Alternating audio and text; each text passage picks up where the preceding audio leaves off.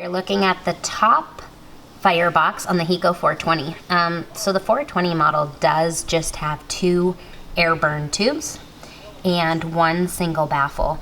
Now the baffle on the 420 is going to be a wider baffle than the 2 smaller baffles on the 520. So nice view inside the Firebox. That's your handy dandy poker tool that comes standard with the stove. We're looking at the top of the Heco 520 Firebox. So you will see here 3 air tubes, okay? This is going to be your reburn exchange. This is what makes this stove so highly efficient, all right?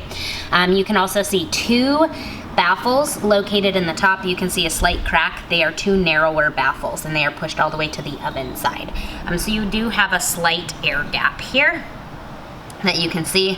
The light in the stove is really just for viewing purposes so you guys can see what's going on. What you're looking at right now is going to be the summer grate. So I'm gonna show you a top view of that. Basically what this is a grate with some holes in it. It slides right inside the Firebox.